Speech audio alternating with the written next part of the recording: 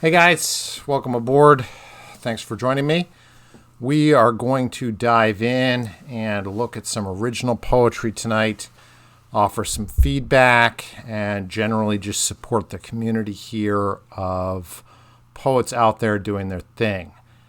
So yeah, let's just turn on the spigot here and see what comes out. This is just where poetry just originates. All poetry starts here on Reddit, OCPoetry. Let's just jump right in. See what's going on tonight with my OC people. Make sure we're sorting by new, because that's just how we roll. We'll jump right in with the top post here. All right, here we go. Burying the Old Grunt by Broxen. Ministry printed a text on the square. I've seen it while I was passing through. They asked, "Have you seen the Father?" I said, "God buried him at the midnight hour with a smile of a dour. Worship could be wrong when you take those as a lifelong." God's shadow came close and said to me, "Why don't you play around when the red horn is around? Because Holy Son knows I can't bury the old grunt alone." All right, let's jump right in here. First impressions. It's pretty tightly packed poem.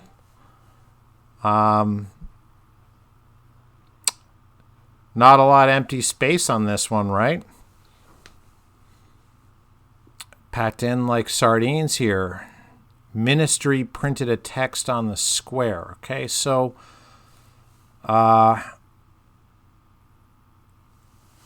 an opener for a poem, I always like to get the reader situated whenever possible. Let them really get the lens nailed down.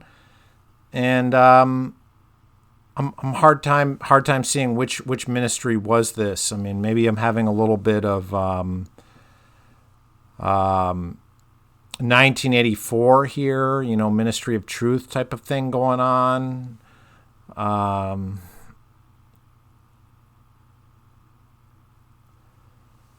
So I don't know. I mean, is this like a religious ministry? They asked, "Have you seen the Father?" And then the speaker of the poem says, "I said God buried him," but I'm wondering, okay,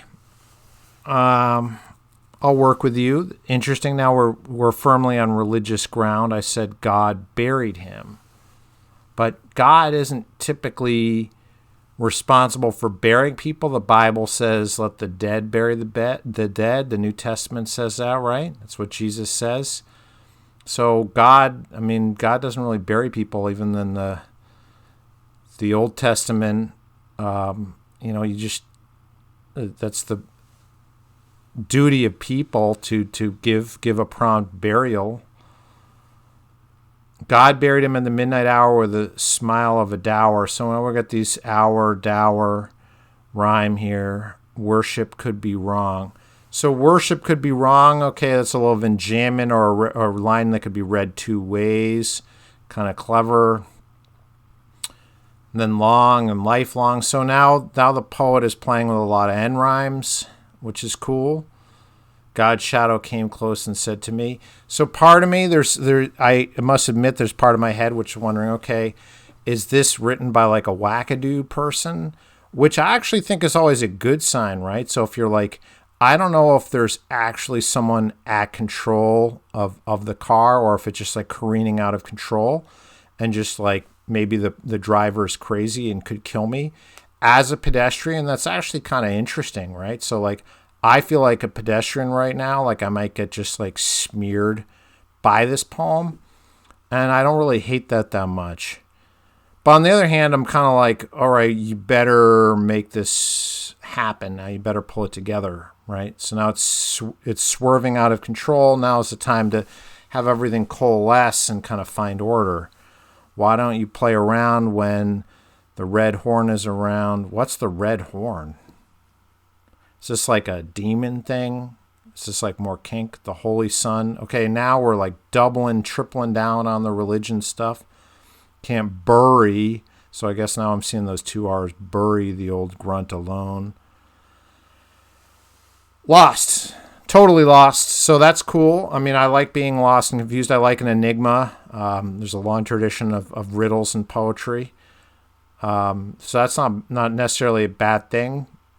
There's things about this poem that I like. I don't mind being confused and not being able to kind of put my finger on what's going on. So, I'm not going to judge this poem too hard. There's some neat things going on, but overall, I'd say if they intended to convey a specific meaning or a specific idea, all I could say is I'm getting some vague kind of conflicted feelings on Christian themes. So does that coalesce to me into something where I'm like walking away with a packed suitcase full of meaning? No. So let me just leave a comment here real quick. We'll just say, found this poem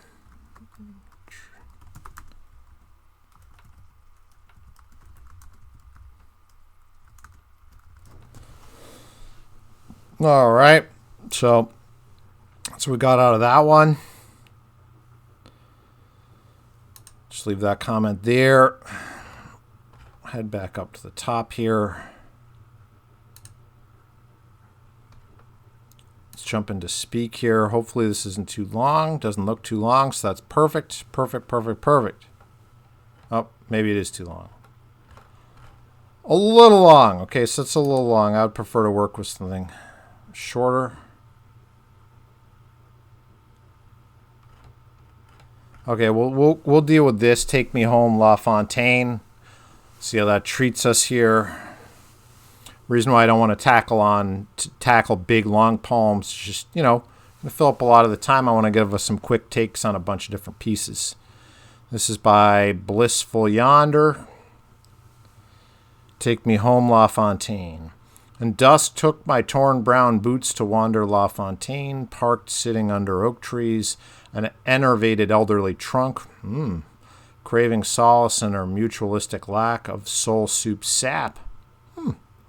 My mind has nothing to write with merits of worth, despite gratitude I hear masses rouse for our glorious world. Blithe magic that morning's gleaming light brings daily. One sensation strikes me, roaming darkness from within. And I am no poet molded by wise men like Leonard Cohen, beckoning humanity, singing phrases tasted through breath. Every poem composed with the symbolic meaning of a prophet. I've one pen and she is weak, breaking ink, bleeding free, satisfying my mind's comfort and clutch for self-defeat.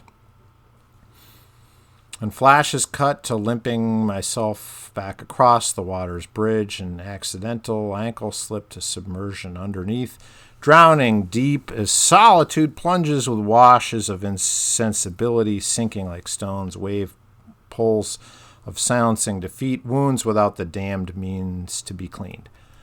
All right, so there's really some great moments in this poem. Clearly a strong writer here. We have someone with a lot of kind of good instincts. I like the opening with and, it's kind of a jammed opening. Take Me Home, La Fontaine, and dusk, so you could read it that way, or you could just read it as opening. And dusk took my torn brown boots to wander La Fontaine, part sitting under oak trees. I love how we get really situated as a reader. We know where we are.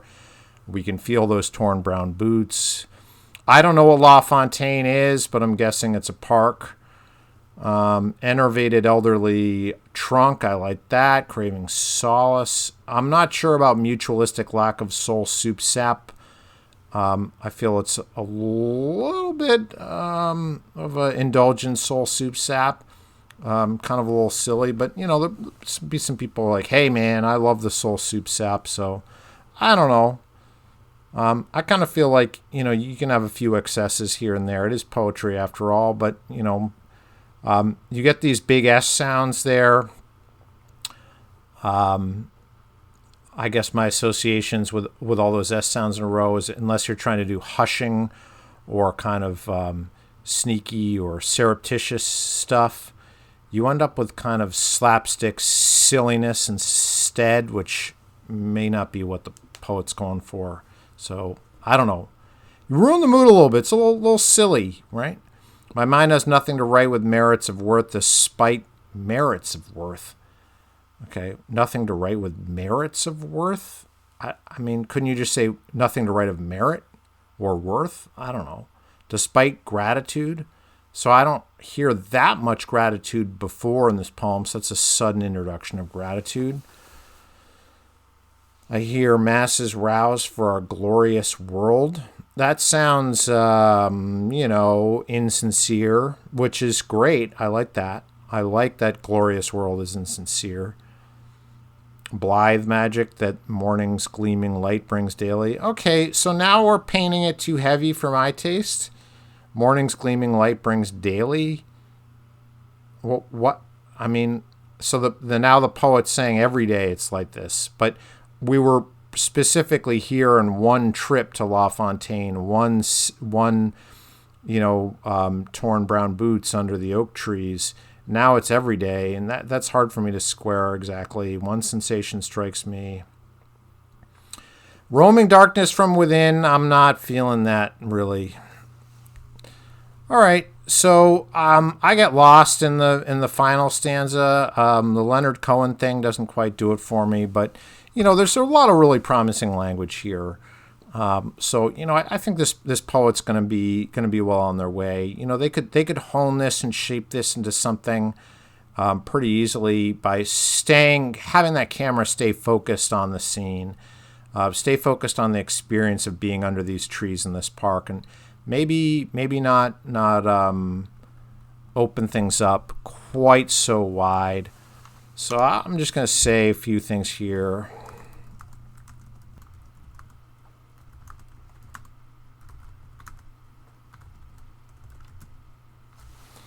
All right, we'll leave it there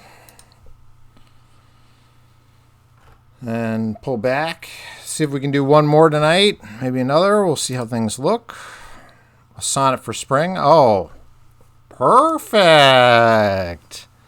Oh, I love a sonnet. Folks ought to know I love a sonnet. Woo-wee. Here we go. A sonnet for spring. Oh, gracious spring arrives with gift along. The creatures find their space, their lives resume. The birds once south a journey in a song. The trees accrue young leaves and strongly bloom. Hey, I mixed good there. The rhyme's okay. As brilliant days of vivid warmth arrive, the air once clear becomes a golden blur. As solemn bees with frenzied hum do thrive. Do thrive. That's hard to do in contemporary English, I suppose. The flowers burst with scent and color. Where's colors rhyme? Blur, I guess. Color. Okay, great. Though spring delights, it's not to last. It is not to last. Soon giving to a tyrant summer's wrath. Yikes. And when kind spring does see itself to pass, I long await her turn along the path about the earth to bring back floral life from cold and distant winter's sanctioned strife. Okay, so, I think we're nailing a lot of the formal dimensions here. I'm not going to give it a very, very careful scan. But, I think by and large, we're using this Shakespearean couplet at the end, which is totally acceptable. So we're doing these groups of four and then that final Shakespearean couplet. So it's not really super Petrarch style, but that's fine. I mean, there's a clear volta. We end the octave with that full stop after color. And then, we have that pivot. Those spring delights, it is not to last. I think it is not. I'm not sure about the scanning there, but, I might be wrong. I think the issue here is the language really contemporary? Are we bringing the sonnet tradition, the sonnet form, into contemporary form, into modern spoken English the way we would hear it today? And I think we're just a little shy of that mark. We're not kind of making it new. Most problematic is as solemn bees with frenzied hum do thrive. I mean, that could have been written a long time ago. And even if it had been, I think, solemn and frenzied, are they solemn or are they frenzied? So we have this kind of problem of meaning as well. And if that's intentional, God bless them. But, I think another Xavier here might have just been trying to possibly find words that fit the meter. So I don't want to discourage anyone from trying formal poetry. I think that's really, really awesome. So my hat's off to another Xavier. I just think perhaps it would be good to dig out some examples of people trying to write contemporary sonnets and see how they can work around some of that stuff. The pivot itself could be bigger. I don't hear a lot of the speaker or their feelings, except this kind of, you could say received idea of what the seasons might mean. It doesn't feel tied into the speaker's own emotional reactions to a certain person or memory or relationship. And we would like the sonnet to be able to do that. So, all right. So I'll just leave a brief comment here.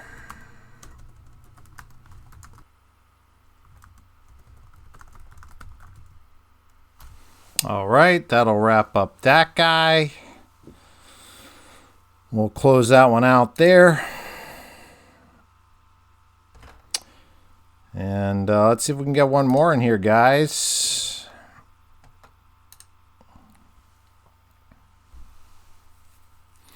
Lotus Eater meets my length requirements. Cool title from Loti 9668. All right, so Lotus Eater's a little Greek mythology reference here. Let's see what we got. Woe is my soul set adrift like a lotus on the ebb, held back from Ithaca by the past and the present. Ithaca, my home, where my hands work this soul into these words, and where these working hands only know of shadows. Take them like a lotus from this cave at Ithaca. Take from it the words whose only truth is shadows.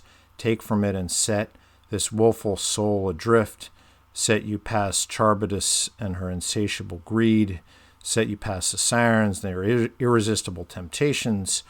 Present you Circe and the true form of man. Present you nobody, the blind leader of men. Present you to me, my word, my lotus, my soul, when all this is past and you drift back on the flow. Okay, so we're clearly doing some mythology here. Heavy classical themes. Does the poem make it new? Does this present these things in an original way? Does it show us a speaker or an interaction or a set of characters remaking these myths? Maybe not, but the language is interesting. So I have a hard time with woe is my soul. Opening a poem, woe is my soul, is perhaps very difficult to do in the 21st century unless you're joking. Set adrift like a lotus on the ebb. I like a lotus on the ebb a lot. That part I like. Maybe why couldn't we just open it like that? Like a lotus on the ebb held back from Ithaca by the past and present. I'm not sure I need to know that I'm held back from by the past and the present. I mean, it sounds like now you're like academicing me, You're like, by the past and the present, I don't know. Ithaca, okay, we just said Ithaca, my home, where my hands work this soul into these words. Oh, gosh. Heavy-handed much? Where these working hands, again, this was kind of repetition, only know of shadows. Okay, I see what we're doing here. There's a lot worse, right? So, I mean, I feel that the writer, perhaps was profoundly moved by the Odyssey and really just hypnotized by some of these elements and wanted to present it and wanted to talk about it and give us this kind of odd utterance kind of list, a litany structure going down all these different trials of Odysseus. And, you know, it's a great poem. I mean, you could say, right? I mean, Homer wrote the best poem ever, right? The question is, what does this poem add? I mean, if you go and you entangle yourself in Homer, you got to come out with something specific, something actionable, something relevant, and we're just, you know, as ambitious. So the other thing is, right, so when you take on a poem with like Greek themes, you're like, I'm ambitious, right? So I'm an ambitious poet. I want to do amazing things. I'm not satisfied with anything less than basically, you know, doing what Louise Glick has done. You know, I'm going to write a poem about, you know, Achilles, and it's going to be great, and people are going to love it. Well, I mean, a lot of people try to write poems about Achilles, but a lot of them aren't that great. I don't know. I don't want to dissuade this poet. I think it's bold. I think you learn from doing this type of stuff, right? So this is going to make you stronger because, you know, you're pushing yourself. You're trying to have this confrontation with antiquity and with the tradition, with the whole Western tradition. So kudos to that. That's super, super bold. And it's you know, it's interesting. So yeah. Okay. Let's just write up here a little bit.